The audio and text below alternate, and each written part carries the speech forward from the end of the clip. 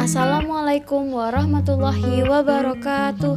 Kami kelompok C dari kelas pendidikan 5A akan menjelaskan tentang klasifikasi biomolekul penyusun organisme. Biomolekul penyusun organisme terdiri dari 3, yaitu karbohidrat, lipid, dan asam nukleat. Karbohidrat adalah suatu senyawa yang terdiri dari molekul-molekul karbon atau C, hidrogen, dan oksigen, atau juga karbon dan hidrat, yaitu H2O, sehingga dinamakan karbohidrat. Klasifikasi karbohidrat. Nah, di sini klasifikasi karbohidrat terdiri dari 3 bagian, yaitu monosakarida, disakarida, dan polisakarida. Yang pertama itu monosakarida. Monosakarida adalah karbohidrat yang paling sederhana, tidak dapat dihidrolisis menjadi karbohidrat yang lebih sederhana, misalnya glukosa, fruktosa, ribosa, dan galaktosa. Di sini kita juga bisa lihat konfigurasi dari beberapa monosakarida dalam proyeksi Fischer. Dan di sini juga ada proyeksi Haber untuk bentuk siklus dari D-glukosa. Selanjutnya itu disakarida. Disakarida adalah karbohidrat yang bila dihidrolisis terurai menjadi 2 molekul monosakarida. Misalnya, yang pertama itu sukrosa, terdiri dari 1 molekul glukosa dan 1 molekul fruktosa. Yang kedua, maltosa, terdiri dari 2 molekul glukosa. Yang ketiga, laktosa, terdiri dari 1 molekul glukosa dan 1 molekul galaktosa. Bisa dilihat dari konfigurasinya seperti ini.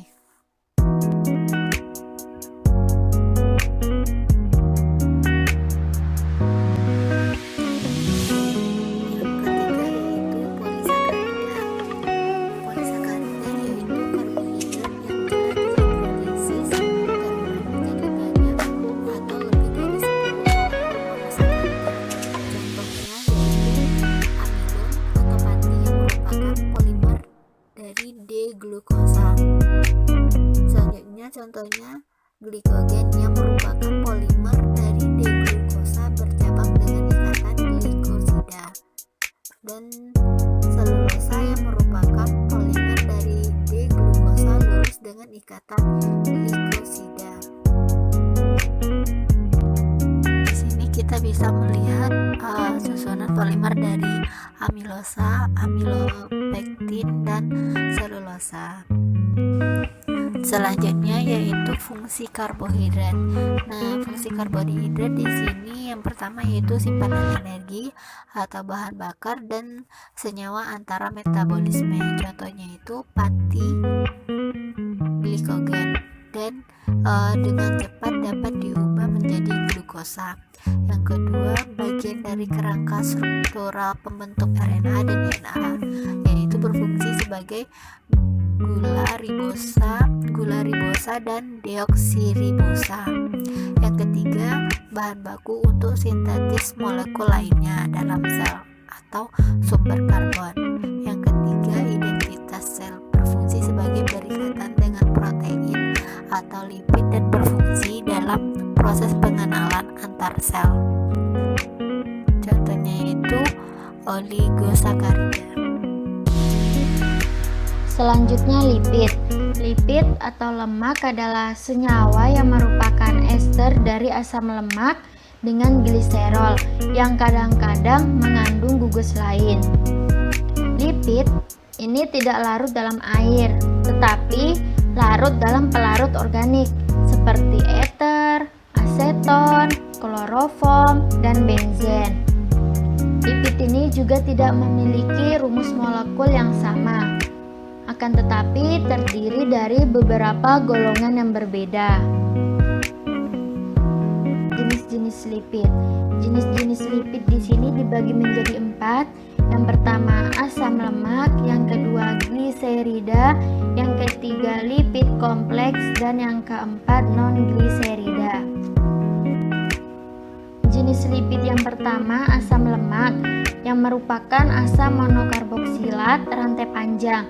Jadi asam lemak ini memiliki rumus umum yaitu CH3 CH2NCOOH. Asam lemak dikelompokkan menjadi 2, yaitu asam lemak jenuh dan asam lemak tak jenuh. Asam lemak jenuh yaitu asam lemak yang tidak memiliki ikatan rangkap, di mana asam lemak jenuh ini biasanya terdapat di hewan dan produk-produk makanan olahan seperti daging, produk susu, keripik, dan makanan yang lainnya. Sedangkan asam lemak tak jenuh yaitu asam lemak yang memiliki satu atau lebih ikatan rangkap. Contohnya itu asam oleat, asam linoleat, dan asam linolenat. Jenis lipid yang kedua ada gliserida.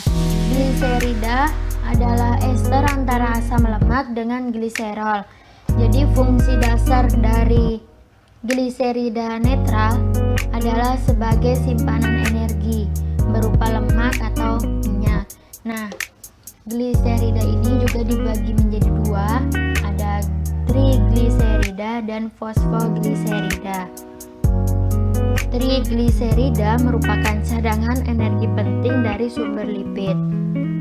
Sedangkan fosfogliserida atau fosfolipid dapat mengandung gugus fosfat. Jenis lipid yang ketiga yaitu lipid kompleks. Lipid kompleks merupakan kombinasi antara lipid dengan molekul lain.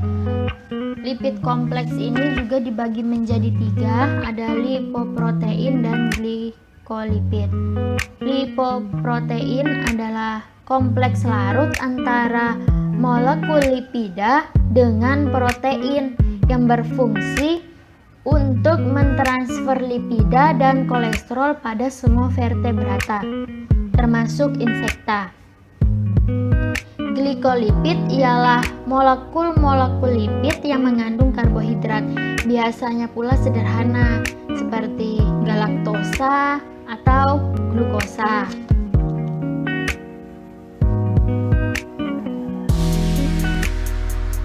Selanjutnya jenis lipid yang keempat yaitu non-gliserida. Nah, non-gliserida ini dibagi menjadi 2, ada sphingolipid dan steroid. Sphingolipid adalah kelompok lipid yang struktur utamanya adalah rantai panjang amino alkohol sphingosine. Dengan jumlah atom C ada 18 buah. Jadi sphingosine dan komponen lemaknya ini membentuk suatu ikatan amida dengan gugus amino. Sedangkan steroid yaitu senyawa organik yang merupakan salah satu kelas utama dari lipid yang mengandung 4 cincin, di mana 4 cincin ini terdiri atas 3 sikloheksana dan 1 siklopentana. Nah, steroid ini juga mempunyai 1 atau lebih gugus hidroksil dan tanpa gugus karboksil atau karbonil yang biasanya itu disebut dengan sterol.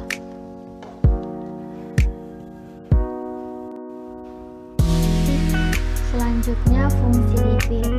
Nah, lipid ini memiliki beberapa fungsi, yaitu menghasilkan energi yang dibutuhkan oleh tubuh, pembangun atau pembentuk struktur tubuh, penghasil lemak esensial, pembawa vitamin dalam tubuh, struktur dasar atau komponen utama dari membran semua jenis sel. Lipid juga sebagai pelindung tubuh dari suhu rendah. Lipid dapat menahan rasa lapar karena adanya lemak akan memperlambat pencernaan. Bila pencernaan kita terlalu cepat, maka maka akan cepat pula timbulnya rasa lapar. Lipid juga sebagai salah satu bahan penyusun hormon dan vitamin, khususnya untuk sterol. Kemudian protein. Protein adalah bagian dari semua sel hidup dan merupakan bagian terbesar tubuh setelah air. Protein terbagi menjadi 3, yaitu protein dalam bentuk serabut, protein globular, dan protein konjungsi. Protein dalam bentuk serabut terdiri atas beberapa rantai peptida berbentuk spiral dan terjalin satu sama lain, sehingga menyerupai batang yang kaku.